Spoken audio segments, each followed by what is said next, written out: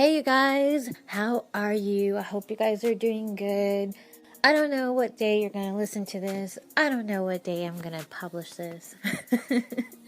But thank you so much. This is Ramblings with Science Stuff with Steph, episode 2. I sound really nasally. I feel like I'm getting a cold again. Or maybe it's allergies, you know. It's that time of year where everyone gets, or at least I get, kind of like sinus issues. But that's not the point of the show today. I just wanted to reach out and be social. Sometimes I feel like I'm just recording these ramblings and I'm the last person left in the world. Like, this is like some monumental time in our generation, you know, living under Trumpism and all the right-wing, like, fascist pressure. That's how I feel. And I try to be optimistic. I really do, but I'm really super... I'm not cynical. It's just like I see things and it's hard to pretend that I don't, you know? So we had Thanksgiving in the US because that's where I live, and Thanksgiving was great. Thanksgiving was good. I cooked everything. I got help this time, so I wasn't exhausted and beat to death like I normally am. Usually I cook and I'm like super controlling, and then I just like pass out and everybody's taking pictures and looking cute, and I look like I'm just like move the whole house. So this year I was like, all right, cut down on what we're making. We had turkey, we had mac and cheese, we had yams, we had cabbage and stuffing, and that's it. And so I was like, all right, good.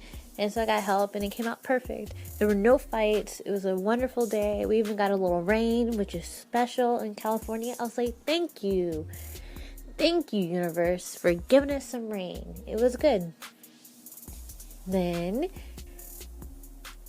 of course, Trumpism had to come back and ruin the day by closing the border, TJ, and San Diego, and tear gassing children and women and children and people who are legally allowed to come to the U.S. and apply for asylum. And it was really, I want to say shocking. It was, but it wasn't.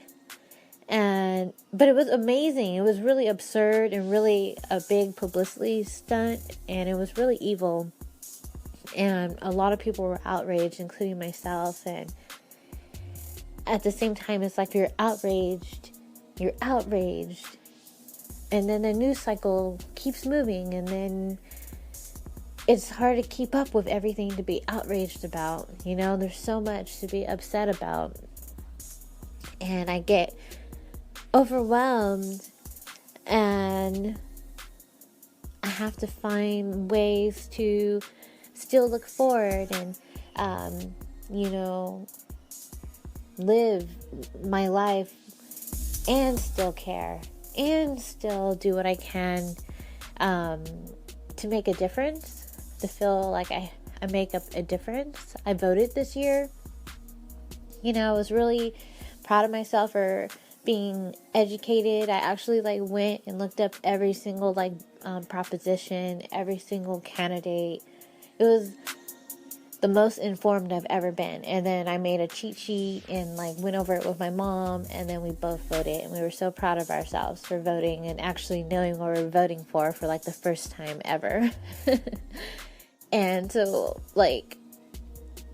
it's whatever I can do is enough, and I just keep trying to do what I can. And one thing I do that gives me clarity and focus, and it helps me detach myself a little bit from the chaos that I feel, is science. And science is not perfect, of course not, but science allows me to have an imagination, and science allows me to feel like there's something bigger than us.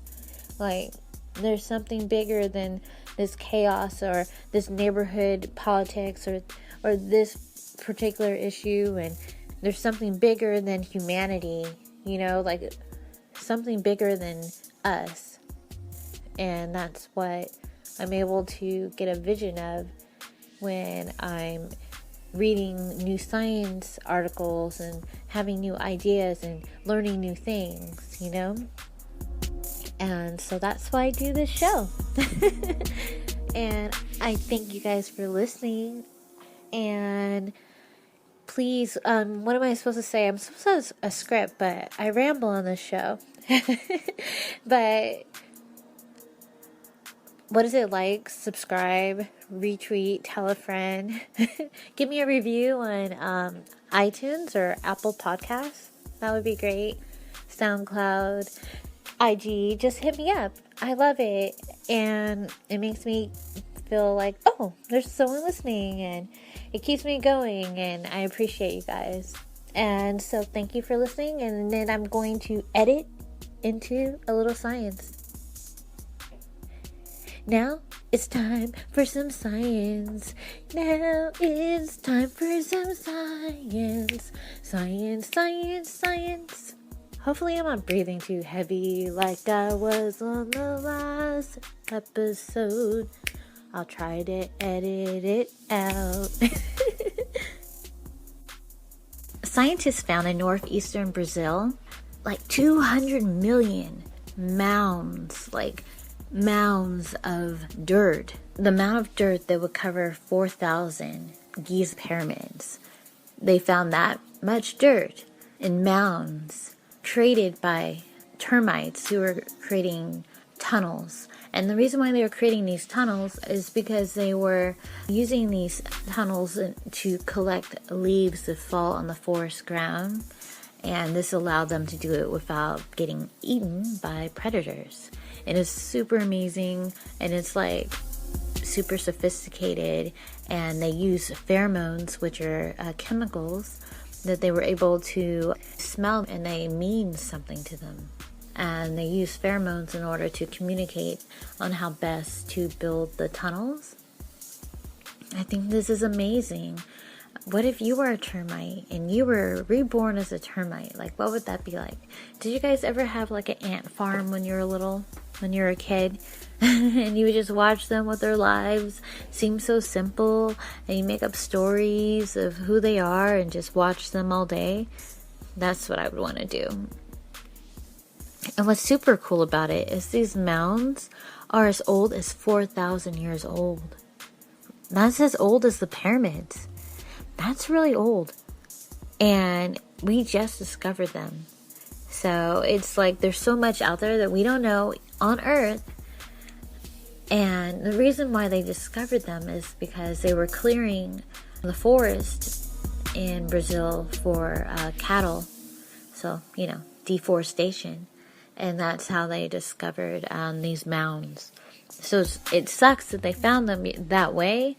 But the discovery itself always makes me feel like there's hope, like there's more to the earth that we don't know, and all hope is not lost. Like maybe we'll find a solution to some of the environmental issues we have.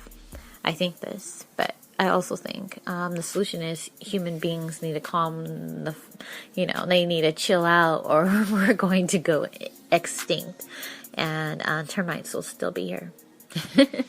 Let me know what you guys think. Check out the article. The link will be in the bio. Let me know. Tell me what you know about termites. There's like a whole rabbit hole of termite information that I found after I read this article.